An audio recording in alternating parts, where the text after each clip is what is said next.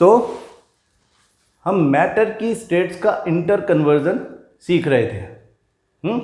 Inter conversion मतलब solid को liquid में, लिक्विड को गैस में, गैस को फिर से लिक्विड में, लिक्विड को फिर से सॉलिड में कन्वर्ट करना, ये एक नॉर्मल इंटर कन्वर्जन है। हमने ये भी देखा था कभी कभी ऐसा भी होता है कुछ सब्सटेंसेस में कि सॉलिड टू डायरेक्ट गैस और gas to direct solid conversion भी हो जाता है। तो हमने एक ट्रायंगल बना करके, इंटर कन्वर्जन ट्रायंगल शो करके हमने ये देखा था कि जब हम टेम्परेचर बढ़ाते हैं, अभी हम टेम्परेचर का यूज़ देख रहे हैं, हमने प्रेशर का यूज़ नहीं देखा है। तो एक बात समझने की सबसे पहले ये ज़रूरत है कि मैटर के 3 नॉर्मल स्टेट्स, जिनको हम सॉलिड्स, लिक्विड्स एंड गैसेस बोलते हैं, या इसको हम उनकी मैटर की फॉर्म्स भी बोलते हैं, स्टेट्स या फॉर्म्स एक ही बात है।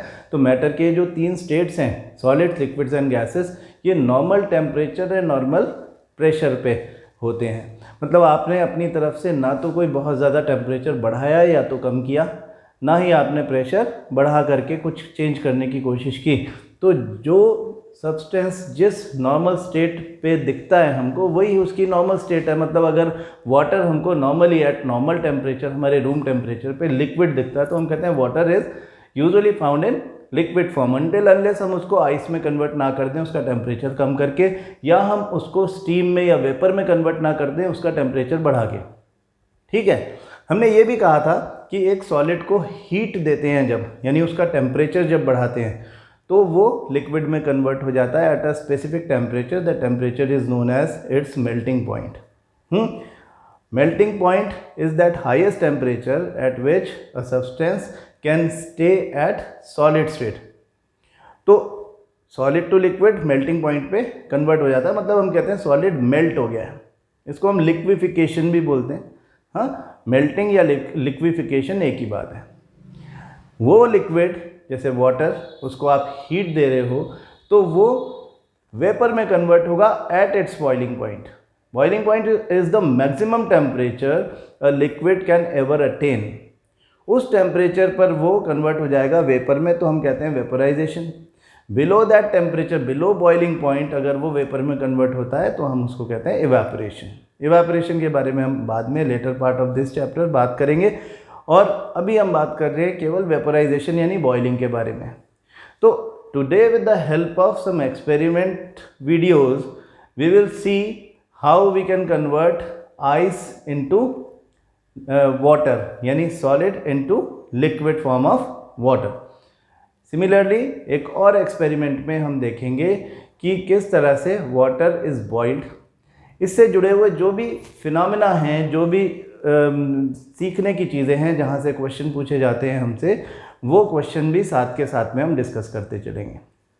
ठीक है, तो सबसे पहले हम देखते हैं कि मेल्टिंग पॉइंट ऑफ आइस कैसे पता लगाया जाता है। जैसे हमने पता लगा लिया कि 0 degree Celsius is the melting point of ice, यानी this is the temperature at which ice gets converted into liquid, melt होता है, लिक्विफाई होता है। वो पता लगाने के लिए एक एक्सपेरिमेंटल सेटअप की ज़रूरत है, उसको हम इस वीडियो में देखेंगे। तो क्या क्या चीज़ें चाहिए हमको? एक तो देखो, हमको यहाँ पे एक स्टैंड चाहिए, इस तरह का एक ट्राइपॉड स्टैंड चाहिए। यहाँ पे हमको एक बुनसन बर्नर चाहिए जिससे इसको हीट करें। आइस चाहिए, बीकर चाहिए, हाँ, थर्मोमीटर भी चाहिए क्योंकि हमको टेम्परेचर पता करना है। आइस क्यूब्स हम यूज़ करेंगे जिस मेल्ट करने के लिए। तो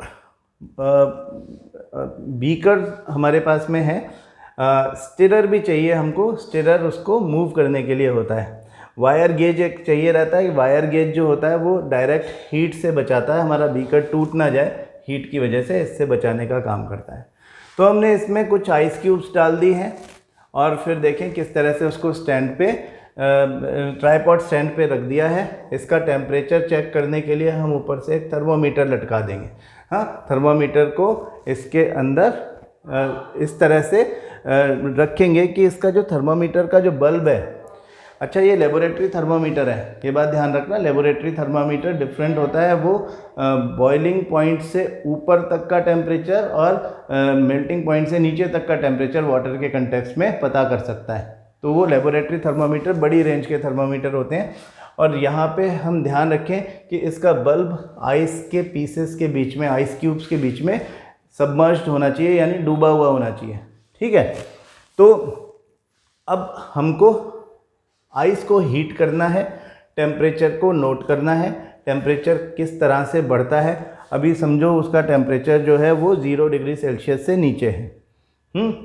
तो हम हीट करना शुरू करेंगे, बर्नर जलाएंगे तो हीट करेंगे तो ये, और साथ के साथ स्टिरर से इसको डिस्टर्ब भी करते रहेंगे जो आइस को, जिससे कि वो प्रॉपर शफल होता रहे। तो हम क्या देखते हैं कि ये एट अ सर्टेन टेम्परेचर, मतलब इसमें देखो थर्मोमीटर में क्या होता है कि टेम्परेचर बढ़ना शुरू होता है, और टेम्परेचर बढ़ता बढ़ता बढ़ता बढ़ता एक पर्टिकुलर टेम्परेचर जिसको हम इसका मेल्टिंग पॉइंट बोलते हैं उस पर पहुंचता है। तो जब उसका आइस की मेल्टिंग शुरू हो जाती है तब हम टेम्परेचर नोट कर लेते हैं। हाँ, मेल्टिंग ऑफ आइस के लिए जो टेम्परेचर होता है that is 0 degree Celsius. 0 degree Celsius पर ये मेल्ट होना शुरू होता है। आप इसको मेल्ट करते रहते हो, the ice cubes get molten down into water. इसमें कुछ टाइम लगेगा, आप टाइम नोट करते जाओ। After some time the complete ice, जितने भी आइस क्यूब्स थे that get converted completely into water. अब कंप्लीट मेल्ट डाउन हो गया, तब आप टेम्परेचर चेक करो थर्मोमीटर में, आपको पता चलेगा this is also 0 degree Celsius. हाँ, तो इम्पॉर्टेंट बात यह है कि before melting started the temperature was increasing, but the moment melting started the temperature stopped increasing and it stayed constant. पहले भी 0 डिग्री सेल्सियस था, अभी भी 0 डिग्री सेल्सियस रहा। It will stay constant until the complete ice melts. सारा का सारा ice cube जब तक मेल्ट नहीं हो जाता तब तक वो 0 डिग्री सेल्सियस ही रहेगा। अब यहाँ हमको समझने की ज़रूरत है कंसेप्ट्स। सबसे पहली बात तो ये समझें कि इनसाइड एन आइस क्यूब, जैसे ये हमारा एक आइस क्यूब है, इस आइस क्यूब के अंदर वाटर मॉलिक्यूल्स जो हैं, हम एक दिन देख रहे थे कि वो हेक्सागोनल शेप में अरेंज्ड हैं। तो there are some forces between the molecules of water inside the ice, inside an ice cube that keep the ice cube in its shape. Ice cube का शेप जो है वो फिक्स्ड रहता है क्योंकि ये सॉलिड है। हमने कहा था शेप भी फिक्स्ड और वॉल्यूम भी fixed. Why? Because strong intermolecular forces between the water molecules are there inside the ice crystal और ice cube. तो आइस क्यूब में जब इंटरमोलिकुलर फोर्सेस ज़्यादा होंगे और जब आप इसको हीट प्रोवाइड करना शुरू करोगे तो हीट की वजह से इन पार्टिकल्स की काइनेटिक एनर्जी बढ़ने लगेगी। They will absorb the heat and start increasing their kinetic energies. Because of this kinetic energy, हमने क्या बोला था? kinetic energy is the energy by the virtue of motion of an object. Particle कह लें तो उस पार्टिकल की kinetic energy अगर बढ़ रही है, वाटर मॉलिक्यूल की काइनेटिक एनर्जी बढ़ रही है, तो वो क्या करेगा? वो अपनी ही जगह पर वाइब्रेट करना शुरू करेगा। ये सारे पार्टिकल्स वाइब्रेट करना शुरू करेंगे। आपने बर्नर जला रखा है, you are providing heat and simultaneously आप देख क्या रहे हो कि the bonds between the particles will get weakened. और एक टाइम ऐसा आएगा जब ये बॉन्ड्स टूट जाएंगे and the molecules are free to move inside the container. यानी अभी कन्वर्जन ऑफ स्टेट हो गया। जो स्टेट पहले सॉलिड थी वो अभी लिक्विड हो गई। इसके लिए आपने हीट की फॉर्म में एनर्जी प्रोवाइड करी और उस एनर्जी ने kinetic energy of the particles बढ़ा दिया और intermolecular spaces between the ice particles break कर दिया। तो क्या हुआ इससे? काइनेटिक एनर्जी बढ़ गई and they are now free to move inside the container. यानी मेल्टिंग हो गया। लेकिन जिस टेम्परेचर पर मेल्टिंग हुई शुरू, वो टेम्परेचर कांस्टेंट रहा जब तक मेल्टिंग खत्म नहीं हो गई। Throughout melting process temperature does not change. Why? अब इस बात को समझें कि when we provide heat to the ice particles, initially मान लो इसका टेम्परेचर है -10 डिग्री सेल्सियस, अज्यूम कर रहे हैं कि -10 डिग्री सेल्सियस आपने फ्रीज़र से आइस निकाली है और उसका टेम्परेचर इनिशियली माइनस में था, आपने इमीडिएटली उसको बीकर में डाला, हीट देना शुरू किया, उसका टेम्परेचर बढ़ेगा -9, -8, -7, -6, -5 बढ़ता जाएगा बढ़ता जाएगा बढ़ता जाएगा। हमको दिखता रहेगा थर्मोमीटर में, थर्मोमीटर हमारा लैब थर्मोमीटर है कि हमको नेगेटिव में टेम्परेचर भी दिखाता है। तो the moment it will reach 0 degree Celsius, the temperature increase हो रहा है -10 से बढ़ता बढ़ता बढ़ता बढ़ता, जैसे ही वो 0 डिग्री सेल्सियस होगा इट विल स्टॉप इंक्रीजिंग, वो 0 डिग्री सेल्सियस पर आकर के रुक जाएगा और मेल्टिंग स्टार्ट हो जाएगी। आप अभी भी उसको हीट दे रहे हो, ऐसा नहीं है कि आपने कोई बर्नर हटा लिया हो, बर्नर पहले भी जल रहा था, बर्नर अब भी जल रहा है, लेकिन the heat you are providing to the beaker और the heat you are providing to the beaker is now being utilised to break the bonds between the particles. समझ में आ रही है बात? मतलब जो आइस के पार्टिकल्स या आइस में जो वाटर मॉलिक्यूल्स हैं, they absorb the heat provided by you and utilize this energy to convert their state. तो वो हीट पहले जो टेम्परेचर बढ़ाने का काम कर रही थी, वो अब स्टेट कन्वर्जन का काम कर रही है। आती है कि नहीं बात समझ में? बोलो। हाँ, जो हीट पहले टेम्परेचर बढ़ा रही थी वो अब स्टेट कन्वर्जन का काम कर रही है, मतलब सॉलिड को लिक्विड में कन्वर्ट करने का काम कर रही है। तो टेम्परेचर कौन बढ़ाएगा? टेम्परेचर नहीं बढ़ेगा। तो टेम्परेचर कांस्टेंट क्यों रहा? क्योंकि जो हीट आप प्रोवाइड कर रहे थे at the time of change of state और at the melting point of the solid, जो हीट आपने प्रोवाइड की, that heat was utilised by the particles of the solid to convert its state। समझ में आ गई बात? तो ये वाली हीट जो है, ये इसका हम प्रोवाइड तो कर रहे हैं, बर्नर में तो हमने जला रखा है burner, but this heat is not visible in the increase in temperature in the thermometer. Thermometer में पहले हमको दिख रहा था कि हाँ हम हीट प्रोवाइड कर रहे हैं, टेम्परेचर बढ़ रहा है बढ़ रहा है बढ़ रहा है, तो हीट दिखती थोड़ी है। लेकिन हीट को अगर हमें देखना है कि वाकई हम प्रोवाइड कर रहे हैं कि नहीं, हीट बढ़ रही है कि नहीं, तो उसके लिए हम थर्मोमीटर यूज़ करते हैं। Temperature is basically the scale और the indicator which tells us that the heat is increasing और डिक्रीजिंग। तो आप हीट प्रोवाइड कर रहे थे, इस वजह से टेम्परेचर बढ़ रहा था। हीट आप अब भी प्रोवाइड कर रहे हो, लेकिन अब टेम्परेचर बढ़ना बंद हो गया।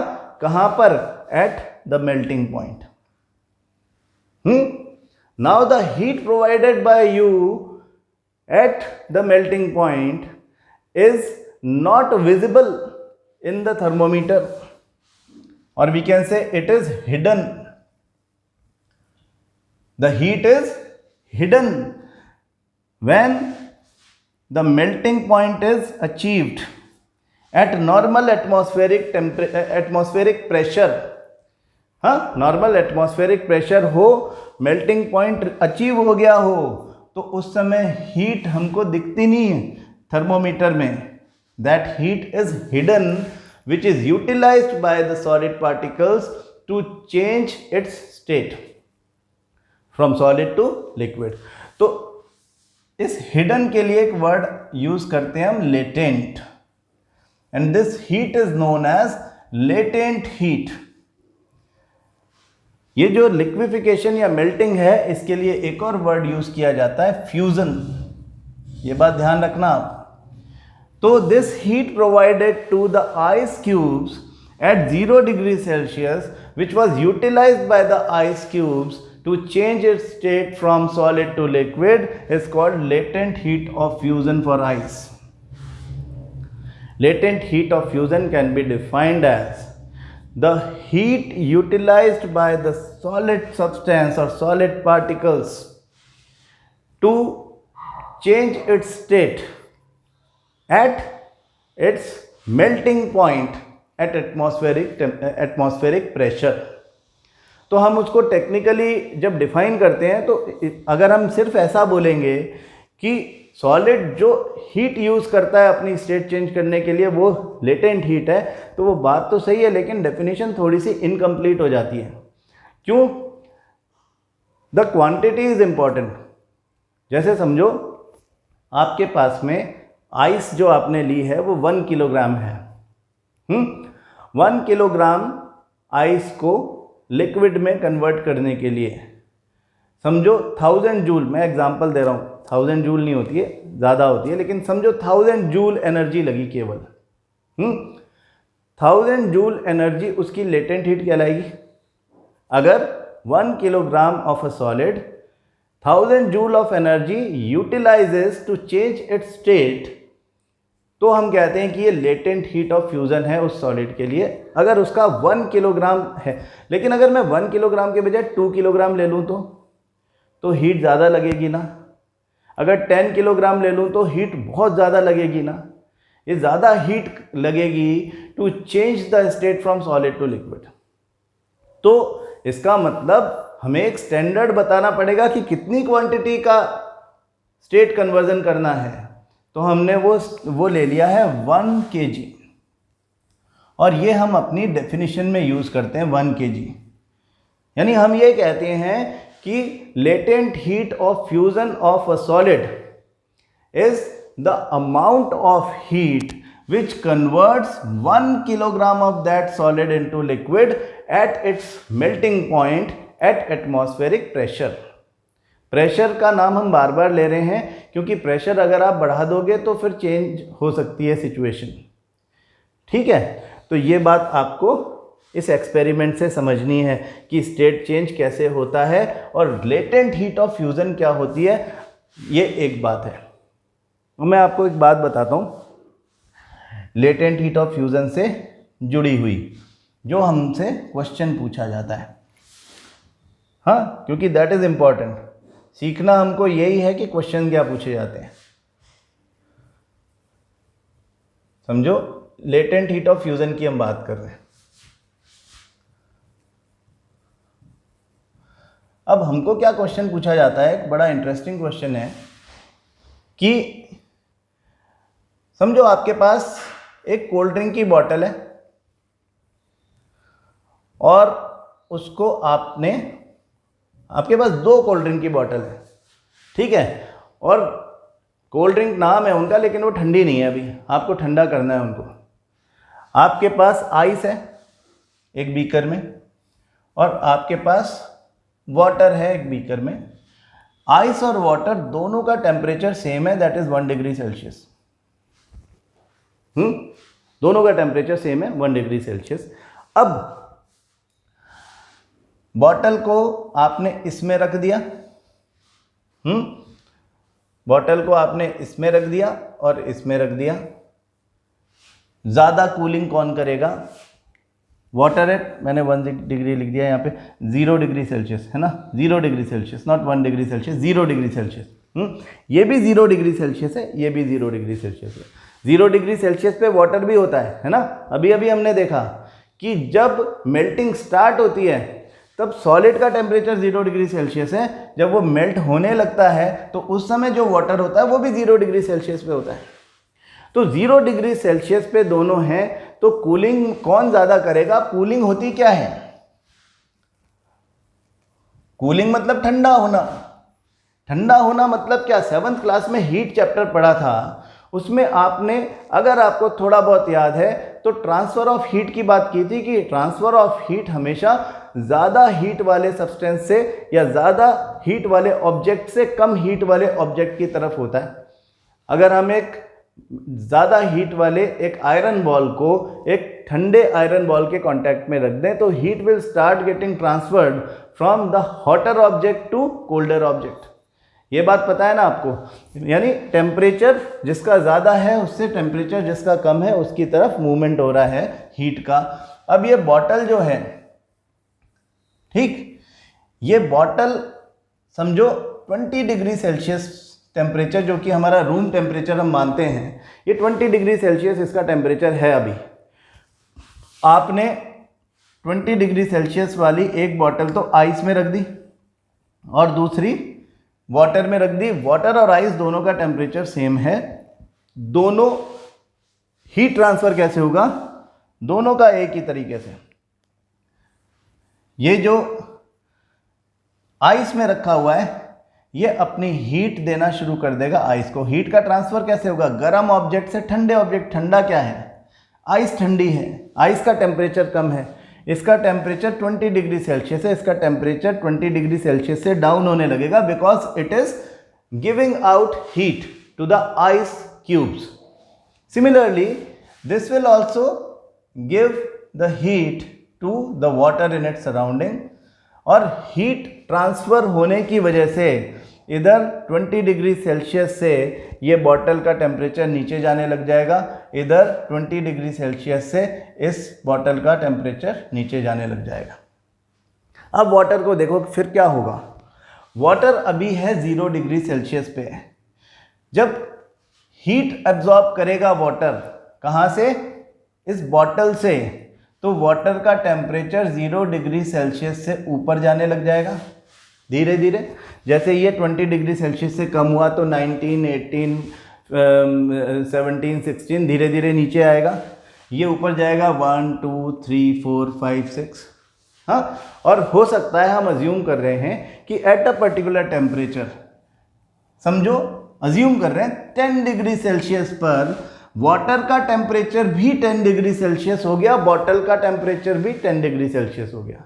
जो वाटर इसमें भरा हुआ था वो 0 डिग्री सेल्सियस से बढ़ता बढ़ता 10 डिग्री सेल्सियस हो गया, और बॉटल ठंडी होते होते 20 डिग्री सेल्सियस से ठंडी होते होते 10 डिग्री सेल्सियस तक आ गई।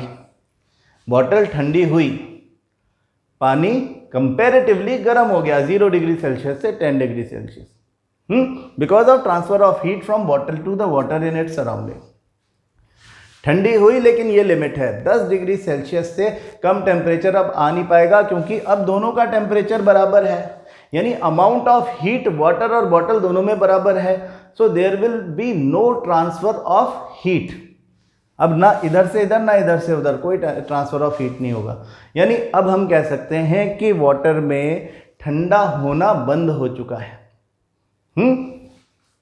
अब यहां क्या हो रहा है देखो, यहां भी यही स्थिति हुई थी, 20 डिग्री सेल्सियस से टेम्परेचर नीचे जाना शुरू हुआ। आइस को बॉटल ने अपनी हीट देना जैसे जैसे शुरू की, उसमें अमाउंट ऑफ हीट कम होता गया और 20 डिग्री सेल्सियस से उसका टेम्परेचर डाउन होने लगा। हाँ, आइस का टेम्परेचर बढ़ेगा क्या? नहीं बढ़ेगा। क्यों नहीं बढ़ेगा? क्योंकि जो हीट बॉटल से आइस ने एब्जॉर्ब करी है, that heat will be utilized by the ice particles, ice cubes, as the latent heat of fusion. हाँ, लेटेंट हीट ऑफ फ्यूजन की तरह से वो हीट यूटिलाइज कर लेगा आइस जो कि बॉटल से उसने एब्जॉर्ब करी है। तो bottle will start getting reducing its temperature, getting colder, but the water will stay at the temperature 0 degree Celsius. Ice will stay at 0 degree Celsius. That means ice will not change its temperature. Ice का temperature change नहीं होगा क्योंकि जो heat ice को provide की जा रही है वो लेटेंट हीट ऑफ फ्यूजन की तरह से यूज हो रही है, मतलब वो आइस को मेल्ट करने के काम में आ रही है। So ice will stay for a longer duration at 0 degree Celsius as compare to water at 0 degree Celsius. हाँ, आइस 0 डिग्री सेल्सियस पे ज़्यादा देर तक रहेगा as compare to water at 0 degree Celsius, और बॉटल का टेम्परेचर कम होते होते ज़्यादा कम होगा। हम कहते हैं कि ice at 0 degree Celsius cools better as compare to water at 0 degree Celsius. Reason समझ में आ गया आपको? ये आपका 3 मार्क का क्वेश्चन है कम से कम, ज़्यादा का भी हो सकता है। हाँ, एक्सपेरिमेंट भी पूछ लिया साथ में तो ज़्यादा का भी हो सकता है, लेकिन कम से कम 3 मार्क का क्वेश्चन है। समझ में आ गई होगी आपको बात। तो अपन वापस वहाँ चले जहाँ थे। हाँ, हम कह रहे थे कि ये जो मेल्टिंग होती है, ये हमने यहाँ पे देखा कि जब मेल्टिंग शुरू हुई तब भी टेम्परेचर 0 डिग्री सेल्सियस नोट कर लिया, और जब मेल्टिंग ख़त्म हुई तब भी टेम्परेचर 0 डिग्री सेल्सियस यूज़ कर लिया। तो हमको ये पता चल गया कि melting point of ice is 0 degree Celsius and temperature does not rise because the heat is absorbed by the solid substance as the latent heat of fusion. This energy was utilized to change the state of the solid into liquid. Latent heat of fusion समझ में आ गया अच्छे से, बहुत important question है। हाँ, साथ में हमको ये भी समझ में आ गया कि मेल्टिंग कैसे होती है। यहाँ पे एटमॉस्फेरिक टेम्परेचर जो भी है उसको कांस्टेंट रखना है, ये बात बैक ऑफ द माइंड रहना चाहिए। और हम कहते हैं latent heat of fusion can be defined as the amount of heat given to 1 kilogram of a solid to change its temperature, change its state from solid to liquid at its melting point at a fixed atmospheric pressure. अच्छा, अब ये बात तो हो गई melting की। इसी तरह की बात जो है वो बॉइलिंग की भी करेंगे, यानी बॉइलिंग पॉइंट भी ऐसे ही निकाला जाएगा। Again very very important topic. हाँ, बॉइलिंग पॉइंट ऑफ वाटर हमने कैलकुलेट करना है, मेज़र करना है। कैसे करते हैं तो एक्सपेरिमेंट देखें, इससे भी रिलेटेड कुछ ऐसी बातें, इंटरेस्टिंग बातें सीखेंगे। डिस्टिल वाटर चाहिए, बॉइलिंग ट्यूब चाहिए, बीकर्स चाहिए, थर्मोमीटर चाहिए, स्पैचुला चाहिए, पमिस स्टोन चाहिए, स्टैंड विथ क्लैंप चाहिए। पमिस स्टोन क्या होता है मैं बता दूंगा आपको। तो ये अपना सेटअप है। हमने एक स्टैंड के ऊपर बॉइलिंग ट्यूब रख के उसमें पानी भर के रख दिया। With the help of spatula हमने इसमें डाल देना पमिस स्टोन। ये जो दिख रहा है हम इसको बोलते हैं पमिस स्टोन। इसका भी मैं थोड़ा सा आइडिया देता हूँ आपको, नहीं तो आपको बात समझ में नहीं आएगी। पमिस स्टोन ये बेसिकली ग्रैन्युलेटेड, मतलब छोटे छोटे स्टोन्स होते हैं जिनमें छेद होते हैं, छेद वाला।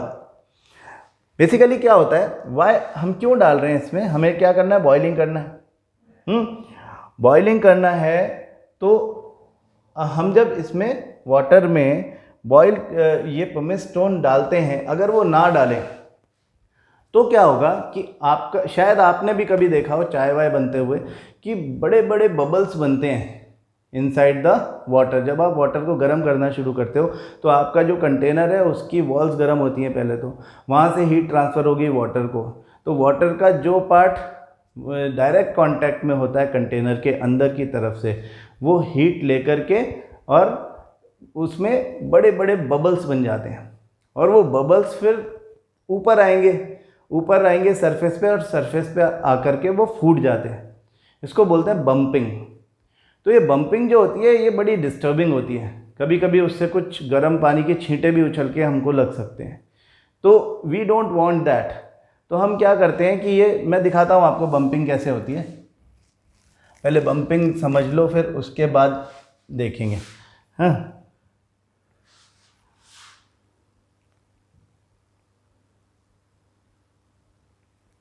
देखो जैसे ये बॉईल हो रहा है तो ये इसमें कि ये ऐसा बबल बना। अब ये बबल जो है ये सरफेस पर जा कर के अगर फूट जाएगा, ये इसका वॉल्यूम बढ़ता जा रहा है और वाटर जो है वो एकदम ओवरफ्लो होता जा रहा है। हाँ, हालांकि ये तो बहुत एक्सट्रीम दिखाया है, हमारे टेस्ट ट्यूब में ऐसा नहीं होने वाला, लेकिन बम्पिंग का मतलब समझो कि अगर कंपेरेटिवली छोटे भी हों बबल्स तो भी वो सरफेस पर आकर के अगर फूटेंगे तो उसमें से आवाज़ आएगी अजीब, जैसे कि कुछ टूट रहा हो ऐसी, और ये इस तरह से पानी थोड़ा सा उछल भी सकता है, और डेफिनेटली वो फिर यूनिफॉर्म हीटिंग जो होगी उसमें भी कहीं ना कहीं डिस्टर्बेंस करेगा। हम चाहते हैं कि यूनिफॉर्म हीटिंग हो। तो ये बम्पिंग को अवॉइड करने के लिए, बम्पिंग का मतलब आपको समझ में आ गया होगा आई होप। बम्पिंग को अवॉइड करने के लिए हमने इसमें पमिस स्टोन डाल दिए हैं। इसको हम बोलते हैं पमिस स्टोन। हाँ, पमिस स्टोन। तो ये पमिस स्टोन जो है ये इसमें डाला है टू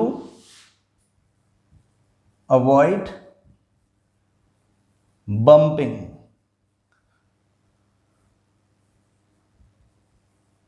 हाँ, तो बम्पिंग से ये कैसे बचाएगा कि ये बहुत सारे ये सरफेस एरिया बढ़ा देता है इनसाइड द वाटर और कई सारे छोटे छोटे बबल्स बना देता है। हाँ, स्मॉल बबल्स बना देता है अपने सरफेसेस पर। इस वजह से लार्ज बबल्स नहीं बन पाते और बम्पिंग नहीं होती। हाँ, तो जो एनर्जी निकलती है in the form of large bubbles वो रुक जाता है इससे और बम्पिंग नहीं होती है। तो अब देखो कि हम क्या करने वाले कि इसमें भी हमको वैसे ही थर्मोमीटर लगाना है। अब यहाँ पे डबल बोर्ड कॉक है, एक कॉक जिसमें 2 छेद हैं, एक में से तो थर्मोमीटर डालेंगे। यहाँ पे एक चीज़ और याद रखनी है आपको कि जो थर्मोमीटर आप 3 to 5 centimetre above the surface of water रखोगे, उसको पानी में डुबा के नहीं रखोगे। डिलीवरी ट्यूब एक ऐसा ट्यूब जो यहाँ से वेपर को निकाल करके बाहर ले जा सके। हालांकि हमारे लिए, हम तो केवल बॉइलिंग की बात कर रहे हैं, तो हमारे लिए दैट इज़ नॉट इम्पॉर्टेंट। हम बंसन बर्नर से इसको हीट करते हैं by gently rotating the flame, तो टेम्परेचर बढ़ता है। अब देखो बढ़ता जा रहा है, बढ़ता जा रहा है, कहाँ गया? 100 डिग्री सेल्सियस पे गया। 100 डिग्री सेल्सियस पे हमको एक्सटेंसिव बॉइलिंग दिखाई देगी। हाँ, बॉइलिंग मतलब कि this is a bulk phenomena. Water का जो बल्क होता है, वाटर के अंदर से सब all the particles have started gaining the energy from the heat. Their kinetic energy is enhanced. They all reach up to the surface and all start going out of the water in the form of vapor. We call this vaporization or boiling, and this is happening at 100 degree Celsius. हाँ, हमें दिख रहा है कि 100 degree Celsius पर ये हो रहा है। What we note, when boiling started, the temperature was 100 degree Celsius and it continued. हमारे पास जो थर्मोमीटर है वो लैब थर्मोमीटर है। मैंने बताया था कि वो 110 डिग्री सेल्सियस से लेकर के 150 डिग्री सेल्सियस तक का हो सकता है उसका अपर पॉइंट। यानी 100 डिग्री सेल्सियस से ऊपर तक होता है वो। तो हम नोट करते हैं कि टेम्परेचर उसका उस समय 100 डिग्री सेल्सियस था जब बॉइलिंग शुरू हुई। और जब तक बॉइलिंग चलती रहेगी वो 100 डिग्री सेल्सियस ही रहेगा, मतलब कांस्टेंट रहेगा। कुछ आपको समझ में आ रहा है इससे? हाँ, कैन यू रिलेट समथिंग? जैसी बात हमने आइस के केस में की थी, यहाँ भी कुछ कुछ वैसा ही हो रहा है। क्या हो रहा है यहाँ पे? The heat provided to water at its boiling point, that is 100 degree Celsius, is being utilized by the water to convert the water into vapour, यानी टू चेंज द स्टेट। जो हीट आप उसे प्रोवाइड पहले कर रहे थे वो इसका टेम्परेचर बढ़ा रही थी। उसका टेम्परेचर हमने देखा बढ़ता गया बढ़ता गया बढ़ता गया, लेकिन जब वो 0 डिग्री सेल्सियस पे पहुंच गया तो उस समय ये टेम्परेचर कांस्टेंट हो गया, रुक गया बढ़ना। क्यों? क्योंकि अब हीट टेम्परेचर बढ़ाने के बजाय कोई और काम कर रही है। क्या काम कर रही है? अब वो स्टेट चेंज करने का काम कर रही है। तो ये वाली हीट भी दिख नहीं रही ना थर्मोमीटर में। इस वाली हीट को भी हम लेटेंट हीट बोल सकते हैं कि नहीं, ये भी हिडन है। हाँ, लेटेंट मतलब हिडन। तो हिडन हीट और लेटेंट हीट क्या कर रही है? वेपोराइजेशन कर रही है। We call it latent heat of vaporisation.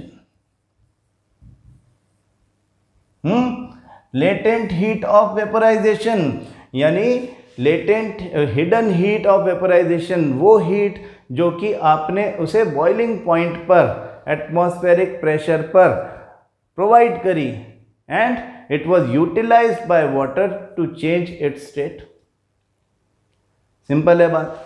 हाँ, तो latent heat of vaporisation can be defined as the amount of heat required to change 1 kilogram of water into vapor at boiling point at fixed atmospheric temperature।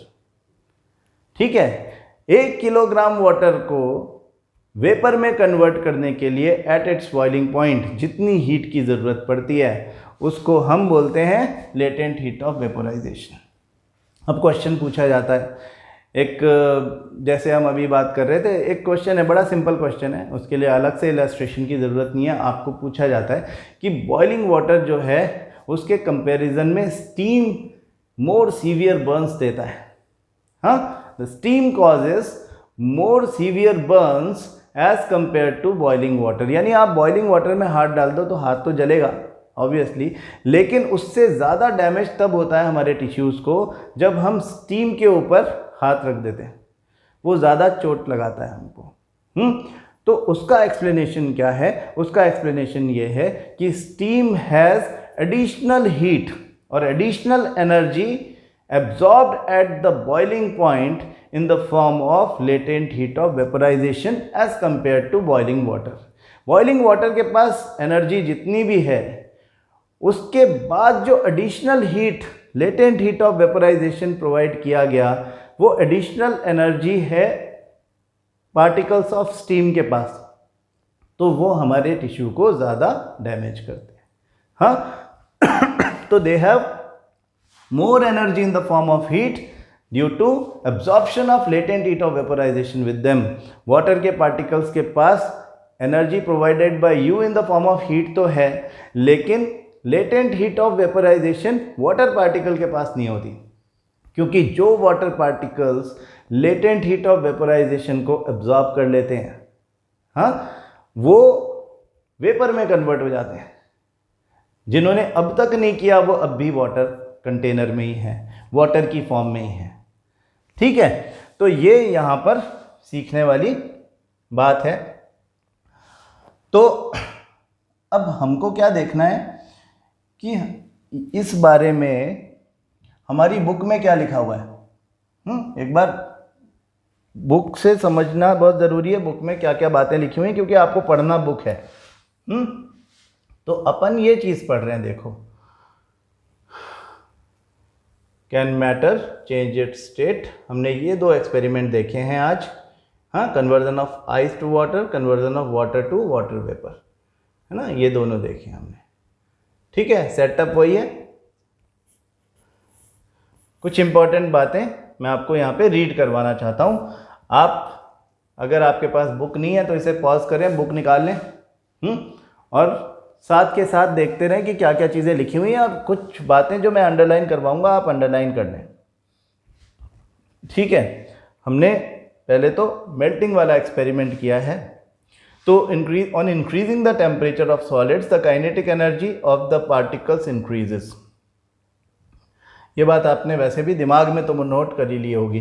Due to the increase in kinetic energy the particles start vibrating with greater speed. The energy supplied by heat overcome, very important, याद रखें, the energy supplied by heat overcomes the forces of attraction between the particles। State change क्यों होता है कि हम जो energy in the form of heat provide करते हैं सॉलिड के पार्टिकल्स को, वो ओवरकम करता है the forces of attraction between the particles leave their fix positions and start moving more freely. यही मेल्टिंग है। हाँ, सॉलिड के पार्टिकल्स जो अपनी फिक्स पोजीशंस पे थे वो हीट को एब्जॉर्ब करके अपनी काइनेटिक एनर्जी बढ़ा करके अपने बॉन्ड्स तोड़ करके और फ्री हो गए to move inside the container. A stage is reached when the solid melts and is converted into a liquid. This thing is very very important, जो आपके दिमाग में फिक्स्ड हो जाना चाहिए। ये the minimum temperature at which a solid melts to become a liquid at the atmospheric pressure is called its melting point। now very important, एक और चीज़ नोट कर लें जो यहाँ पे हाईलाइटेड भी है, this the melting point of a solid is an indication of the strength of the force of attraction between the particles। क्या मतलब हुआ इस बात का कि अगर पार्टिकल्स के बीच में ज़्यादा स्ट्रॉन्ग फोर्स है तो ज़्यादा हीट देना पड़ेगी, ज़्यादा टेम्परेचर होगा, मेल्टिंग पॉइंट ज़्यादा होगा। आइस का मेल्टिंग पॉइंट 0 डिग्री सेल्सियस है। हाँ, लेकिन अगर आप आयरन का मेल्टिंग पॉइंट देखो तो वो 1500 डिग्री सेल्सियस है अप्रॉक्सीमेटली। और आप टंगस्टन में जाओगे तो वो 3380 डिग्री सेल्सियस है। जो आपका डायमंड है उसका भी 3500 डिग्री सेल्सियस से ज़्यादा मेल्टिंग पॉइंट है। तो मेल्टिंग पॉइंट क्या है? मेल्टिंग पॉइंट टेम्परेचर है जिस पर कोई सॉलिड मेल्ट होता है। हाँ, नॉर्मल एटमॉस्फेरिक प्रेशर पर melting point is the temperature at which a solid melts. वो ज़्यादा है अगर किसी का, अगर हम कह रहे हैं कि वो तो टंगस्टन का 3380 डिग्री सेल्सियस है, तो इस बात का मतलब क्या? इस बात का मतलब ये कि बड़ा ज़बरदस्त स्ट्रॉन्ग बॉन्ड है उसके पार्टिकल्स के बीच में, और आपको इतनी हीट देनी है कि टेम्परेचर बढ़ता बढ़ता 3380 डिग्री सेल्सियस पहुंच जाए, तब जा करके मेल्ट होगा। राइट? तो ये बातों का मतलब समझना ज़रूरी है। आपकी concept clarity should be very important. Melting हो जाती है गर्म करके, तो सबको पता है। What is different with you and a person who does not understand science, कि आपको रीज़न पता है कि ये क्यों हो रहा है, और एग्जैक्टली अगर आपको रीज़न पता है तो इस चैप्टर में रीज़न वाले क्वेश्चन ही पूछे जाते हैं। आपसे बहुत सारे फिनोमेना जो आपके आसपास होते रहते हैं उसके रीज़न पूछे जाते हैं, आपको रीज़न बताने हैं। तो देखो, the melting point of ice is 273.15 kelvin, यानी 0 डिग्री सेल्सियस। हम पहले बात कर चुके हैं केल्विन और डिग्री सेल्सियस का। The process is melting, this is change of solid state into liquid state, is also known as fusion. हमने लेटेंट हीट ऑफ फ्यूजन की बात की थी। When a solid melts its temperature remains the same, so where does the heat energy go? ये बात हो रही है लेटेंट हीट ऑफ फ्यूजन की। तो क्या हो रहा है, अपन शॉर्ट में समझ लेते हैं कि